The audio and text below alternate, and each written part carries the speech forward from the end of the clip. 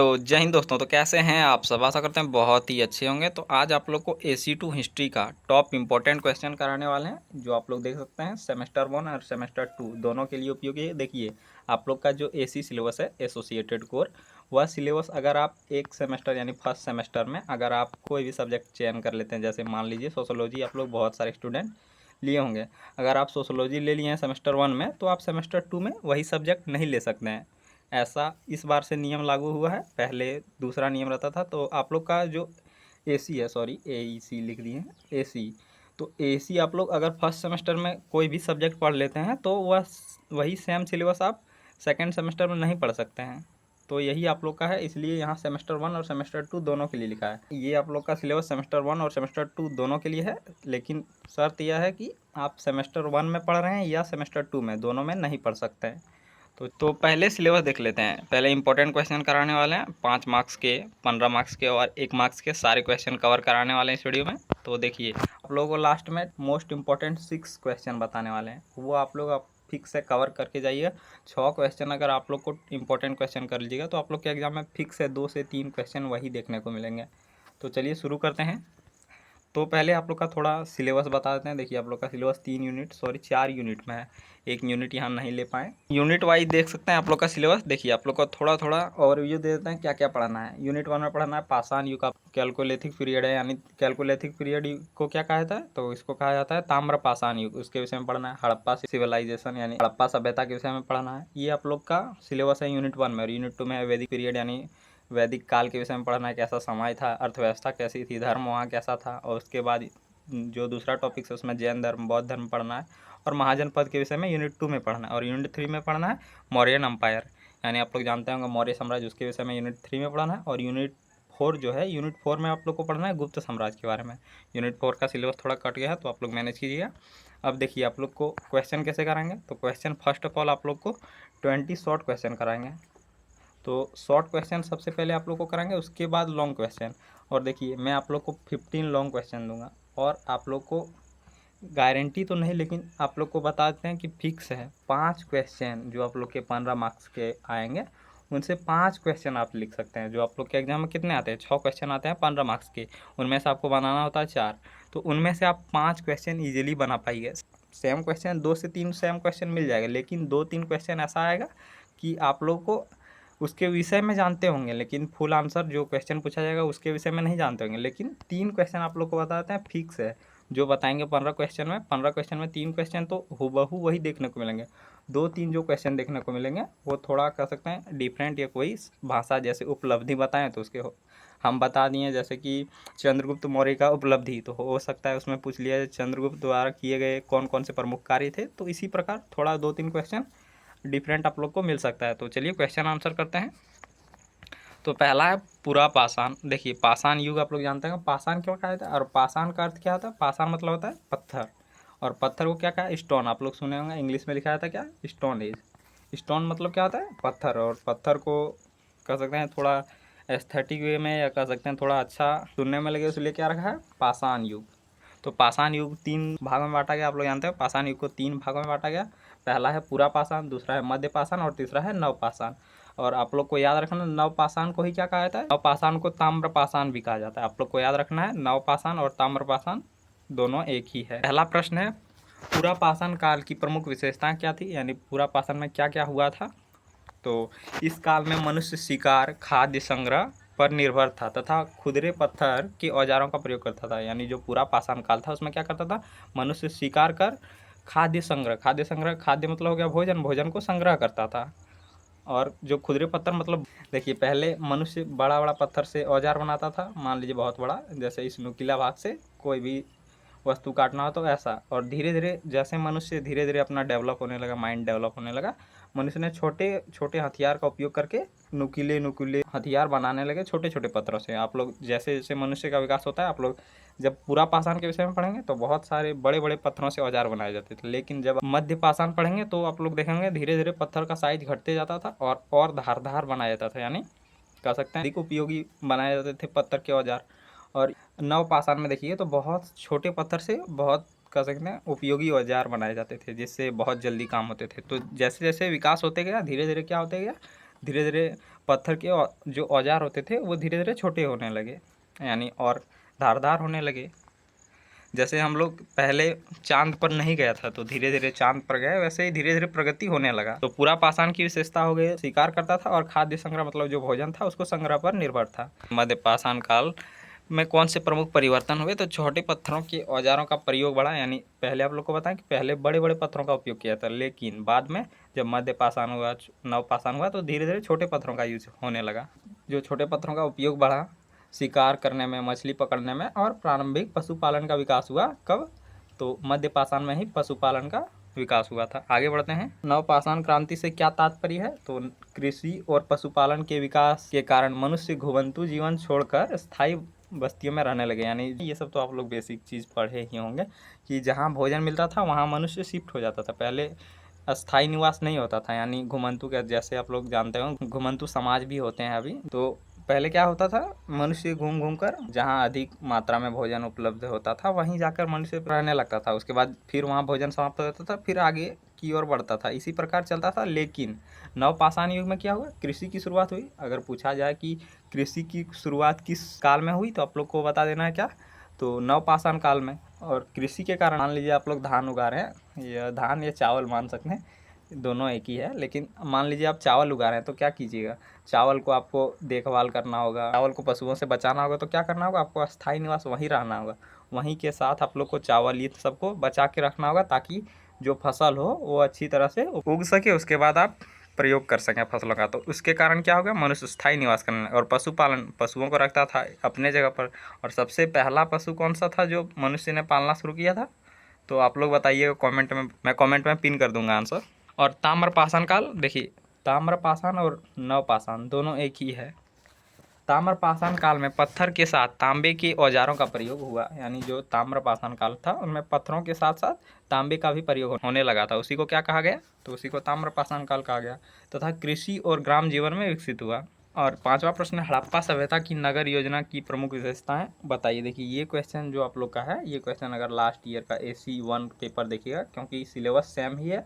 अगर आप सेमेस्टर 1 में पढ़ते हैं तो सेमेस्टर 2 में नहीं पढ़ सकते हैं, और सेमेस्टर 2 में पढ़ते हैं तो सेमेस्टर 1 में ऑटोमेटिकली आप अलग सब्जेक्ट लिए होंगे, तो इसी प्रकार रहता है। तो सेमेस्टर 1 में ये क्वेश्चन आया था, हड़प्पा सभ्यता की नगर योजना की प्रमुख विशेषता बताएं। ये 15 मार्क्स में आया था। तो आप लोग को फिर से ये क्वेश्चन रेडी करके जाना है। हड़प्पा सभ्यता के विषय में फिक्स है क्वेश्चन आएगा, या तो विशाल स्नानागार पूछ सकता है, जो आप लोग जानते होंगे कहाँ था, तो मोहनजोदड़ो में, उसके विषय में क्वेश्चन आ सकता है, या नगर योजना के विषय में। फिक्स है, इन दोनों टॉपिक से एक क्वेश्चन आएगा 15 मार्क्स का। हड़प्पा नगरों में योजनाबद्ध सड़कें, पक्की ईंटों के मकान और विकसित जल निकासी व्यवस्था थी। आप लोग जानते होंगे हड़प्पा सभ्यता के विषय में, अगर पढ़े भी होंगे तो आप लोग को पता होगा कि हड़प्पा सभ्यता का काल आप लोग जानते हो कितना था? 2500 ईसा पूर्व। ईसा पूर्व आप लोग जानते हैं जब समय घटता था उससे क्या कहा जाता था? तो ईसा पूर्व कहा जाता था। तो उसका कालखंड क्या है? 2500 से 1750 तक ईसा पूर्व। क्या माना जाता है? ईसा पूर्व। 2500 उधर हो गया और 2000 इधर, लगभग 4500 वर्ष पूर्व, लगभग 5000 मान लीजिए। जो हड़प्पा सभ्यता थी वो योजनाबद्ध सड़कें, पक्की ईंटें बनाया करते थी, और साथ में नालों का अगर आप विकास देखिएगा, सड़क जैसे इधर रहता था तो साइड में नाले बनाए थे, तो घर इधर रहते थे, इस प्रकार इधर घर रहते थे। यहाँ से जो घर रहते थे वह साइड से जो नाला था, घर का नाला, घर के नाले से पानी निकल कर जो यहाँ सड़क के किनारे नाले थे उनमें आकर, और धीरे धीरे इसी तरह जो नाला था उससे क्या होता था, शहर के बाहर खाई में पानी चला जाता। इतना कह सकते हैं डेवलपमेंट, यानी इतना सोच कर बनाया था। यानी जो व्यवस्था थी नगर योजना की, योजनाबद्ध सड़कें, और जो आप लोग नाले के विषय में पढ़ेंगे तो बहुत सिस्टमेटिक वे में बसाया गया था। हड़प्पा सभ्यता लगभग 5000 वर्ष पूर्व, समझ सकते हैं बहुत विकसित सभ्यता माना जाता है हड़प्पा सभ्यता को। तो हड़प्पा नगरों में योजनाबद्ध सड़कें थी, यानी प्लान के अकॉर्डिंग सड़क बनाए जाते थे। हड़प्पा नगरों में योजनाबद्ध सड़कें थी, यानी प्लान के अकॉर्डिंग सड़कें बनाई जाती थी, और पक्की ईंटों से मकान बनाए जाते थे, और विकसित जल निकासी व्यवस्था थी, जो आप लोग को बताएं। प्रश्न है 6वां प्रश्न है, हड़प्पा सभ्यता का पतन का प्रमुख कारण क्या है? देखिए आप लोग अगर पढ़े होंगे बढ़िया से तो आप लोग को पता होगा कि हड़प्पा सभ्यता का जो स्पष्ट कारण, यानी क्या हुआ था यह किसी को पता नहीं। संभावनाएं बताई जाती है कि इस प्रकार खत्म हुआ, क्योंकि इसका कोई कह सकते हैं प्रत्यक्ष प्रमाण नहीं है कि इसी प्रकार हड़प्पा सभ्यता का पतन हुआ। पतन मतलब आप लोग जानते होंगे समाप्त हुआ था। तो हड़प्पा सभ्यता का क्यों समाप्त हुआ था यह किसी को पता नहीं है, तो इतिहासकारों ने क्या दिया है? अपना अपना विचार दिया है। तो यहाँ आप लोग देख सकते हैं बहुत लोगों ने बताया कि जलवायु परिवर्तन हो गया था। जलवायु परिवर्तन मतलब कह सकते हैं हड़प्पा सभ्यता की जो नदियों का मार्ग था उसमें बदलाव हो गया था। जैसे आप लोग जानते होंगे कि हड़प्पा सभ्यता किस नदी के किनारे बसा था, तो सिंधु नदी के किनारे। तो सिंधु नदी का जो जल बहाव था उसका दिशा परिवर्तन हो गया था, इसलिए हड़प्पा सभ्यता का पतन हो गया था। ये पहला विचार है। और जलवायु परिवर्तन क्लाइमेट चेंज मतलब कह सकते हैं वहाँ अधिक गर्मी हो गई होगी, इसलिए वहाँ से लोग चले गए। पर्यावरणीय समस्याएं जैसे कह सकते हैं भूकंप आ गया होगा या बाढ़ आ गया होगा, इसी के कारण वहाँ की सभ्यता समाप्त हो गई। और जो एक कारण बताया था वह है आर्थिक गतिविधियों में गिरावट। यानी इसमें बताया जा रहा है कि धीरे धीरे क्या हुआ था, तो जो हड़प्पा सभ्यता में व्यापार होते थे वो बहुत कम होने लगा था, जिसके कारण हो सकता है इसलिए वो लोग वहाँ से चले गए। तो इन सब कारण संभावित कारण है जो आप देख सकते हैं, इसके संभावित कारण थे। स्पष्ट कारण यानी जो क्या हुआ था यह किसी को पता नहीं है, यानी इतिहासकारों द्वारा बताया जाता है, अलग अलग इतिहासकारों द्वारा। 7वां प्रश्न है वैदिक कालीन समाज की प्रमुख विशेषता क्या थी, यानी जो वैदिक काल के समाज थे उनमें क्या क्या विशेषताएं थी। तो वैदिक समाज में परिवार कृषि क्या करता था, तो कृषि करता था, पशुपालन करता था, धार्मिक परंपराएं और क्रमशः विकसित होती वर्ण व्यवस्था प्रमुख थी। कृषि कर रहे थे, यानी शुरू तो आप लोग जानते होंगे नवपाषाण में ही हो गया था, यानी ताम्रपाषाण युग में। और उनमें क्या हुआ था, परिवार धीरे धीरे बनने लगा था, कृषि का उत्कर्ष ठीक हो रहा था, पशुपालन भी बढ़ने लगा था, और धार्मिक परंपराएं ये सब धीरे धीरे सभी विकसित हो रही थी। और वर्ण व्यवस्था ये आप लोग जानते ही होंगे। वर्ण व्यवस्था में कितने वर्ण होते थे, तो 4 वर्ण होते थे। और आप लोग बता दीजिएगा 4 वर्ण कौन कौन है। 8वां प्रश्न है जैन धर्म के त्रिरत्न कौन से हैं। त्रिरत्न में क्या बताएगा, तो पहला है जैन धर्म के त्रिरत्न में साम्यक दर्शन। साम्यक मतलब क्या होता है, सही, या कह सकते हैं राइट, जो अच्छा है। साम्यक दर्शन मतलब सही दर्शन।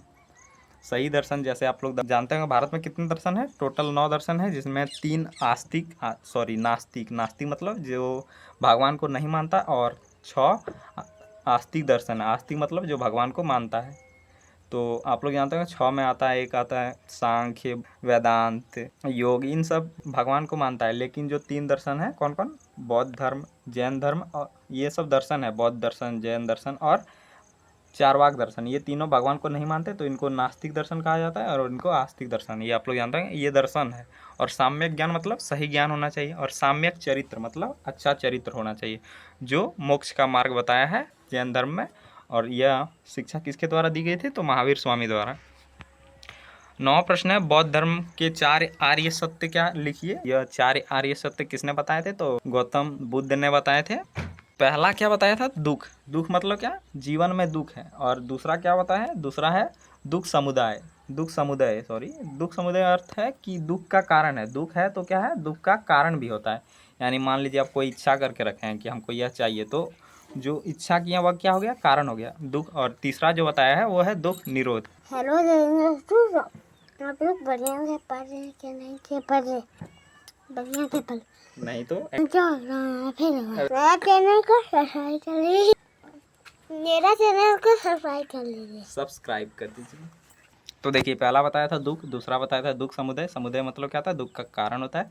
और तीसरा बताया था दुख का निरोध है, यानी दुख को समाप्त भी किया जा सकता है। और चौथा बताया था दुख निरोधगामिनी। दुख निरोधगामिनी मतलब क्या है, दुख को पूर्णतः समाप्त किया जा सकता है। ये क्या है, ये 4 आर्य सत्य हैं।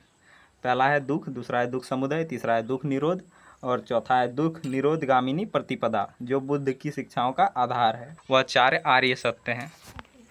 प्रश्न है 10वां प्रश्न, महाजनपद क्या थे। महाजनपद प्राचीन भारत के 16 प्रमुख राजनीतिक राज्य थे, जिनका उल्लेख बौद्ध और जैन ग्रंथों में मिलता है। आप लोग जानते हैं 6ठी-7वीं शताब्दी में 16 महाजनपद थे। कितने थे, तो 16 महाजनपद थे। जैसा आप लोग जानते हैं अभी भारत में कितने राज्य हैं, 28 राज्य हैं। उसी प्रकार पहले क्या हुआ करते थे, तो पहले हुआ करते थे महाजनपद। तो उस काल में लगभग 6ठी शताब्दी ईसा पूर्व 16 महाजनपद थे।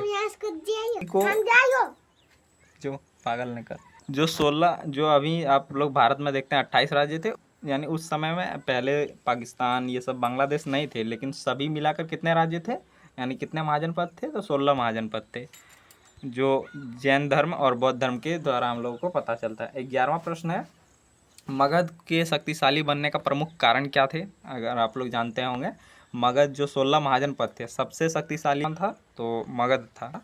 तो मगध के शक्तिशाली बनने का प्रमुख कारण क्या था, तो इसका आंसर है उपजाऊ भूमि। आप लोग जानते हो मगध कहाँ है, पटना, जो मगध अभी बिहार के क्षेत्र में है। मगध की राजधानी क्या थी? तो पाटलिपुत्र। और पाटलिपुत्र भी वर्तमान में पाटलिपुत्र का वर्तमान में नाम क्या है? तो पटना नाम है, जो बिहार की राजधानी है। और वहाँ आप लोग जानते हैं गंगा नदी बहती है, अभी बाढ़ भी आया है बिहार में। तो गंगा नदी जब बहती है तो इसी के कारण, गंगा नदी के कारण क्या था? वहाँ उपजाऊ भूमि था। तो यह पहला कारण हो गया। दूसरा क्या था? लोह संसाधन, यानी वहाँ बहुत अधिक मात्रा में लोहे की उपलब्धि थी, यानी बहुत अधिक मात्रा में लोहे मिलते थे, और हाथियों की उपलब्धता भी थी, और व्यापारिक मार्ग भी थे। और योग्य शासकों ने मगध को शक्तिशाली बनाया, जैसे आप लोग जानते हैं कनिष्क और अशोक, चंद्रगुप्त मौर्य, ये सब कह सकते हैं योग्य शासक थे, जिनके कारण मगध शक्तिशाली हुआ था और सबसे शक्तिशाली महाजनपद भी था। 12वां प्रश्न देखते हैं, चंद्रगुप्त मौर्य की सबसे बड़ी उपलब्धि क्या थी? तो आप लोग जानते होंगे चंद्रगुप्त मौर्य के विषय में आप लोग कहानी भी सुने होंगे कि चंद्रगुप्त मौर्य ने चाणक्य, जो चंद्रगुप्त मौर्य के गुरु थे, की सहायता से मौर्य साम्राज्य की स्थापना की और एक विशाल केंद्रीकृत राज्य बनाया। 13वां प्रश्न देखते हैं, अशोक की धम्म की प्रमुख विशेषता बताइए। तो देखिए, आप लोग जानते होंगे कि जब अशोक ने कलिंग युद्ध किया था तो सन हिंसा के कारण उन्होंने क्या कर लिया था? तो युद्ध को त्याग दिया था और बौद्ध धर्म को अपना लिया था। और बौद्ध धर्म को प्रचार करने के लिए तो अशोक ने धम्म का निर्माण किया था। तो अशोक के धम्म की प्रमुख विशेषताएं क्या थी? तो अशोक के धम्म की प्रमुख विशेषता अहिंसा थी, दया थी, सहिष्णुता थी, नैतिक आचरण और सभी धर्मों का सम्मान पर आधारित था। यह अशोक का धम्म नीति था। आगे बढ़ते हैं, मौर्य प्रशासन की प्रमुख विशेषता क्या थी? तो मौर्य प्रशासन की प्रमुख विशेषता थी, मौर्य प्रशासन अत्यंत केंद्रीकृत। केंद्रीकृत मतलब कह सकते हैं जहाँ शासक एक शासक हो। एक शासक मतलब जैसे अभी देखते होंगे आप लोग, कहाँ? चाइना में। चाइना में एक ही शासन है केंद्रीकृत, केवल राष्ट्रपति द्वारा पूरे देश को संभाला जाता है। तो केंद्रीकृत उस प्रकार मान सकते हैं, यह एक जगह द्वारा पूरा, जितने भी क्षेत्र हैं, जितने भी राज्य या देश के क्षेत्र हैं, पूरे राज्य पर शासन करना है, क्या कह सकते हैं? केंद्रीकृत। तथा इसमें प्रांतों, अधिकारियों, कर व्यवस्था और संगठित प्रशासनिक तंत्र का विकास हुआ। इसी कारण यही सबसे मौर्य प्रशासन की यह प्रमुख विशेषताएं थी। 15वां प्रश्न देखते हैं, मौर्यकालीन कला की प्रमुख उपलब्धियां कौन सी थी? तो मौर्यकालीन कला की प्रमुख उपलब्धियां कौन सी थी? तो अशोक स्तंभ, स्तूप, शिलालेख और शैलकट गुफाएं मौर्यकालीन कला एवं स्थापत्य की प्रमुख उपलब्धियां थीं। ये आप लोग अशोक स्तंभ पढ़े होंगे, स्तूप भी पढ़े होंगे, जिसमें बौद्ध धर्म का प्रचार किया जाता था अशोक द्वारा। और शिलालेख के भी द्वारा आप लोग जानते होंगे 13 या शायद 15 शिलालेख थे। आप लोग एक बार कंफर्म कर दीजिए, बता दीजिए कितने शिलालेख थे। और शैलकट गुफाएं, ये सब क्या है? प्रमुख उपलब्धियां हैं।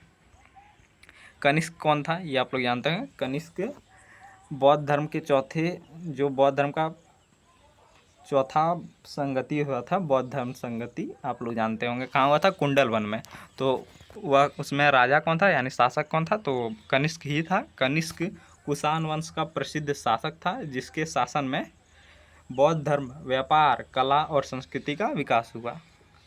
17वां प्रश्न है, सातवाहनों का प्रमुख क्षेत्र कौन सा था? तो सातवाहनों का प्रमुख प्रभाव दक्कन कहाँ है? अभी जो दक्कन क्षेत्र है वह वर्तमान कर्नाटक में है और दक्षिण मध्य भारत में, तथा उन्होंने व्यापार और संस्कृति का विकास में योगदान दिया। यानी सातवाहनों का प्रमुख क्षेत्र दक्कन था और दक्षिण मध्य भारत था, और उनका प्रमुख कह सकते हैं, उन्होंने व्यापार और संस्कृति के विकास में योगदान दिया। आप लोग को इतना ही आंसर लिखना है, सातवाहनों का प्रमुख प्रभाव दक्कन और दक्षिण भारत में था।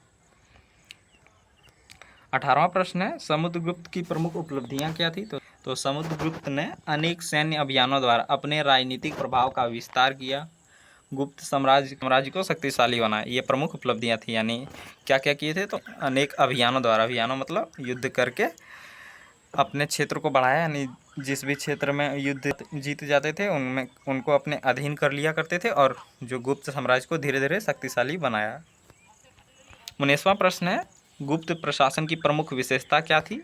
गुप्त प्रशासन की प्रमुख विशेषता हो जाएगी, गुप्त प्रशासन में केंद्रीय सत्ता, जो आप लोग को मौर्य प्रशासन में पढ़ा है, के साथ प्रांतीय स्थानीय प्रशासन विकसित हुआ तथा भूमि अनुदान की परंपरा बढ़ी। जो आप लोग को बताएं, मौर्य प्रशासन में क्या बताएं? तो केंद्रीकृत सत्ता थी, लेकिन जो गुप्त प्रशासन है उसमें प्रांतीय मतलब जैसे केंद्र में मतलब मान सकते हैं आप लोग देश को, और राज्य में प्रांतीय मतलब मान सकते हैं राज्य, या आप लोग केंद्र के स्थान पर राज्य को रख सकते हैं और प्रांतीय में जिले। स्थानीय प्रशासन विकसित हुआ और भूमि अनुदान मतलब भूमि दान करने की परंपरा बढ़ी। 20वां प्रश्न देखते हैं, हर्षवर्धन। जो आप लोग जानते हैं प्राचीन काल का सबसे प्रसिद्ध राजा किसे माना जाता है, तो हर्षवर्धन को ही माना जाता है। हर्षवर्धन का भारतीय इतिहास में क्या महत्व है, तो हर्षवर्धन ने उत्तर भारत में शक्तिशाली राज्य स्थापित किया और शिक्षा, साहित्य, धर्म और तथा संस्कृति को संरक्षण प्रदान किया। संरक्षण मतलब बचाने में योगदान दिया, यानी इन सबको बढ़ावा तो दिया, साथ ही संरक्षण भी किया। देखिए आप लोग को आज एक ही क्वेश्चन कराएंगे, एक क्वेश्चन 15 मार्क्स के, एक क्वेश्चन कराएंगे आप लोग को 15 मार्क्स के,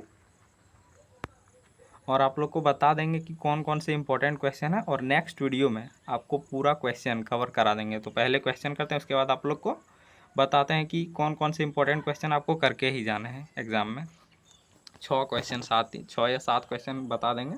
देखिए, प्राग ऐतिहासिक काल से क्या तात्पर्य है, पूरा पाषाण, मध्य पाषाण, नव पाषाण काल की विशेषताओं की विस्तार से चर्चा कीजिए। देखिए, प्राग ऐतिहासिक काल क्या किसे कहा जाता है, तो प्राग ऐतिहासिक काल से तात्पर्य है उस काल से है जिसके बारे में लिखित प्रमाण उपलब्ध नहीं है। जो प्राग ऐतिहासिक काल में उसमें कोई भी लिखित डॉक्यूमेंट जो आप लोग देखते होंगे, जैसे अगर आप मध्य भारत को पढ़ेंगे तो अलवीरुनी, इन सब के बुक मिल जाएंगे।